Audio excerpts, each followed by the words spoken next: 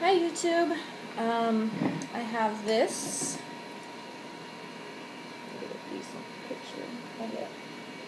This is my pendulum board that I made. It was just kind of a throw together thing, but it's a pretty affordable craft idea. I was using mostly stuff I had. I did buy a bottle of paint, the purple. I bought a bottle of acrylic paint. I'm sure it would chip off if I gave it a chance, but it's not like going through the dishwasher or anything, so it stays pretty well. I had some of the white, they're paint pens. They're like felt tip markers of paint, which are really cool, that I got when I did a Father's Day apron with the kids for my husband on Father's Day. They painted on fabric. We had leftover foam stickers from, I think it was a picture frame. That's what I think it was. But it had, normally those kits, they give you like not enough to hardly finish anything, but this one had tons left over. So when I had my little plate, I was going to originally paint all the letters on, but then I saw these and I was like, well, why not use those? I know it's not natural or anything, but they work. They work really well. You can tell where everything is. And I put a little goddess symbol down here because it's kind of a personal thing. My mom was really into that, so since she passed away in 2001, I kind of keep it just little extra decorations. The great thing about making your own pendulum board is that if you are one who has a pendulum who doesn't behave like a normal board tells you it should, which is mine is set up that way because my pendulums do react the way in this manner. The yes is up and down, no is this way. But if you had one that did clockwise for yes, you can put clockwise equals yes and counterclockwise for no. This was a plate, a dinner plate that I got at Walmart, and it's got a really cool spiral pattern to it that I really liked. Can't really see it too well on the back. You can also use things like this, which I believe they make or have at Walmart. It's a little dusty. This is a candle plate. This one's a little bigger than I would probably use, but it would work just fine. You can use one for the 3-wick candles, or even if you can find a shallow bowl, I have one somewhere but I don't know where I packed it up, that has a wide lip around it, because then you could even put herbs or something to help you with your scrying process, scrying with the pendulum. Even in the little dip in the plate, you could scatter a few mugwort, or I can't think of anything else. Some salt if you want some protection or something. But it's an idea that would work.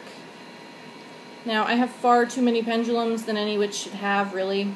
I had a little bit of an obsessive phase when I first got into it. So we started with, I got a set of gemstone pendulums off of eBay, and I had 5 or 7. I've given some away. Like I bought my daughter a separate one that was fluorite, but I gave one to my former aunt. They're now divorced. I gave one to one of her friends, I think. Just different people for different holidays. This was my first one, and it's been my main. I don't know if it's going to stay that way. This one's moonstone. It's got the pretty pouch for now. I made this. I made all these that you're going to see. This is my best one. My first one, I believe, but it's cool. I made it a necklace so that you can wear it and get in tune with your pendulum. I used to have an Etsy shop. I need to relist things, basically. Then there was a set of metal ones that I got, which had this one. Because I thought the metal ones were prettier than the gemstone, and then I ended up liking the gemstone ones more for use. I might actually list some of these when I relist stuff on Etsy. Fuzzy pouch. It's got a silver spiral one. And then I didn't keep it. My husband has it. There was another one that was more of a, I think they call it a vortex one. It's more of a cone shape, and it's another copper one. Then when my local witchy shop went out of business, they had everything in store half off for quite some time, so I ended up going in there twice and getting quite a few half off deals.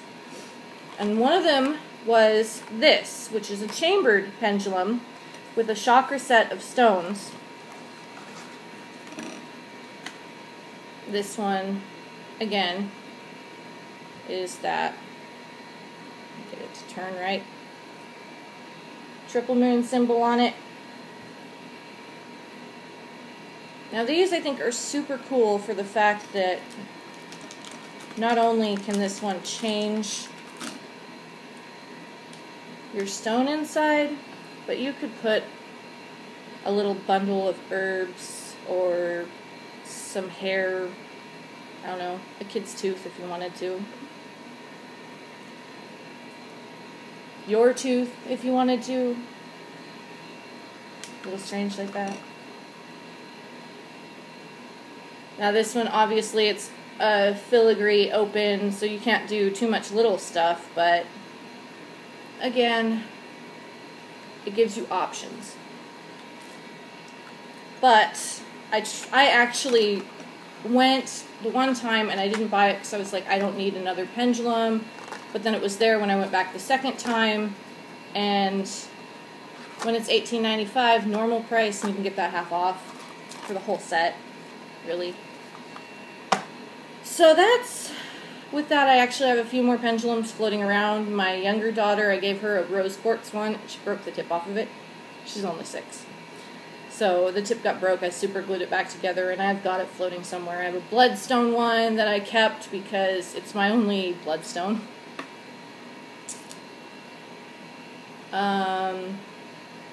Yeah, but they've kind of just gone to friends and family and all this stuff that I had from that set, but I've kept far too much. Also, my latest edition, and this one's from Cara, Cute Witch 772. I'll double check that. I'll put a link into her Etsy shop. She doesn't have pendulums listed right now. She does make them custom order. This one has a lovely quartz point with little spirals. I love it. And the coolest amethyst bead. It's so cool. Which is why I say I don't know if that moonstone one's going to continue to be my main, because I think this one might be taking its place. It's really cool. One of a kind, because you're not going to find this bead anywhere.